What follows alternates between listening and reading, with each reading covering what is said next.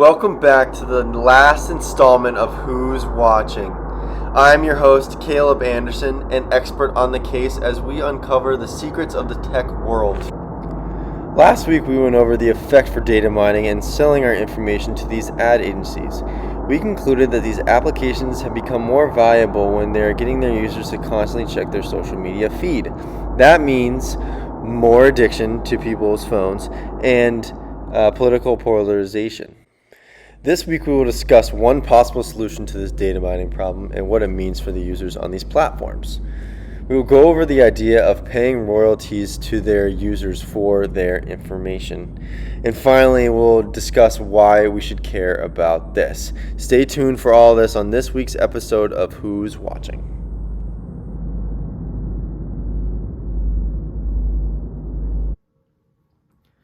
So there's a great article done by Forbes that breaks down exactly what it means monetarily to each of these big tech companies.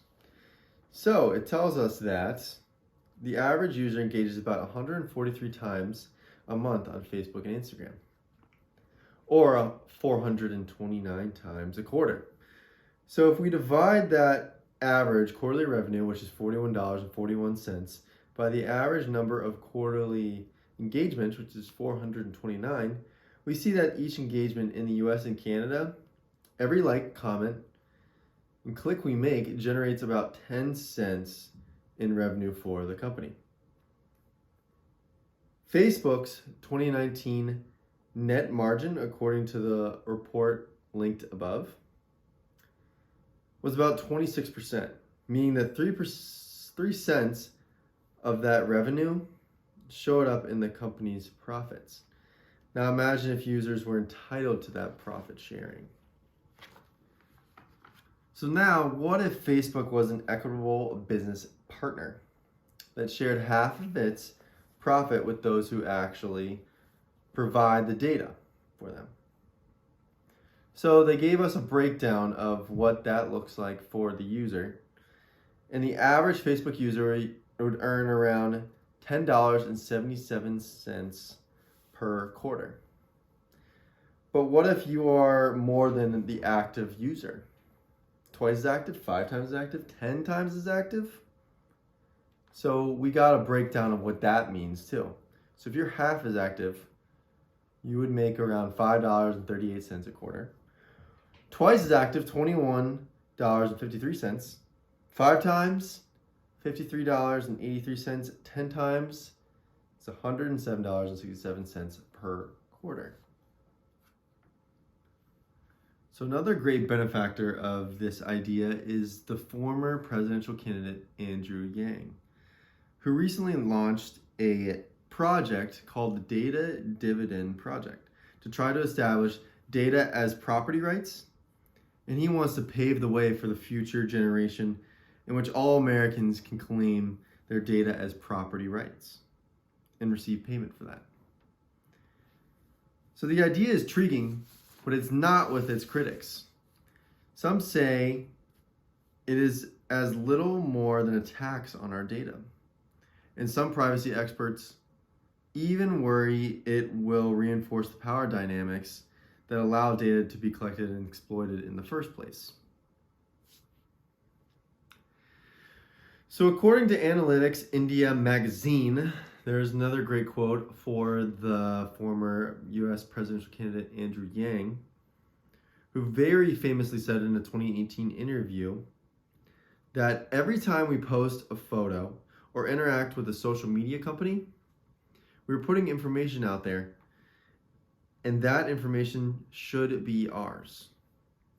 If somebody is profiting from our data, and we decide willingly to partner with a company that is making use of this information, then it's only fair that we get a part of that slice as well.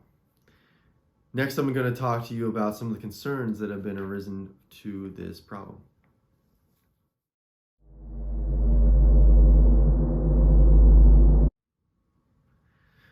So one major concern is that the amount of users will finally be paid for the data they give would be little pituitance, meaning that there will be a small allowance given to these users.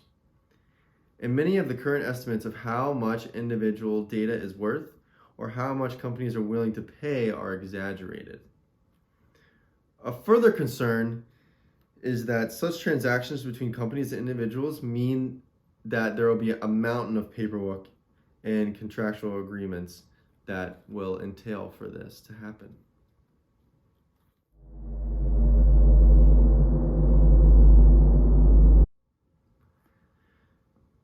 So in the article, Analytics India magazine, Lehner insists that there is more than mere monetary benefit to having your data. He calls it data dignity.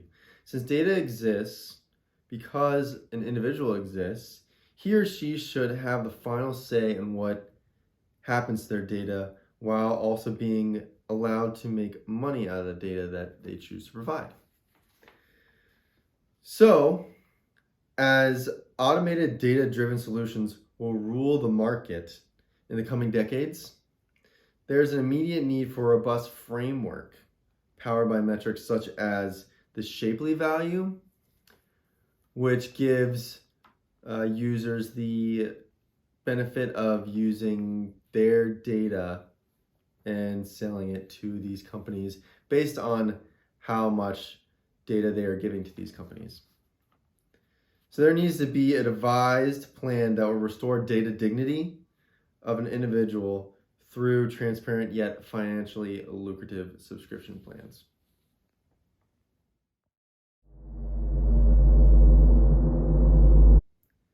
So finally, to wrap up here today, I have devised a plan, a solution that I believe will work for both parties. So I propose an hourly wage and how long users spend on the app. More time spent, more data collected, more money. So each platform or company would set aside a wage with regards on how many users the platform has and the dollar amount they are making from total ad agency revenue. You may ask yourself, well, doesn't that hurt the phone addiction problem? Doesn't that make people and incentivize people to stay on the platform even longer? Well, here's my solution for that. So to combat the phone addiction problem that I laid out in prior videos, I would recommend an hour cap at 3 hours.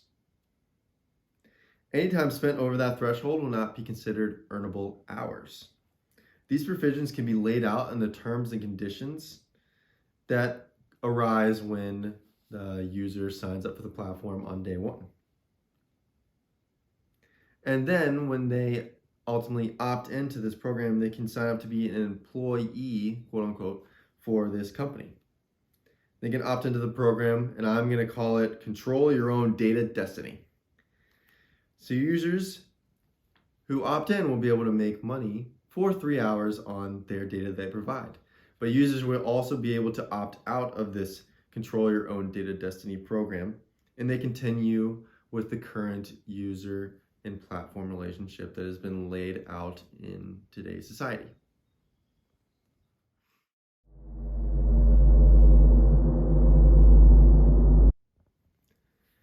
So as we have taken our little journey through this docuseries we called Who's Watching, we first went over the problem that is occurring in today's user platform relationship, where these platforms are taking lots of data on the users and the users really have no idea what is being taken from them. Then the following week, we went over the cause of why they're doing this, and we found that profit is the reason for why these platforms are doing this. Then the following week after that, we discussed the effect, what it means for the user.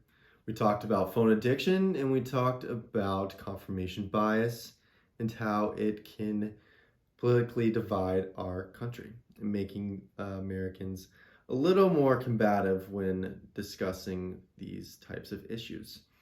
So today, to wrap it all up, I gave you a solution that I believe will be a great way to help with the user and platform relationship. Thank you for taking this journey with me, and as always, have a good one.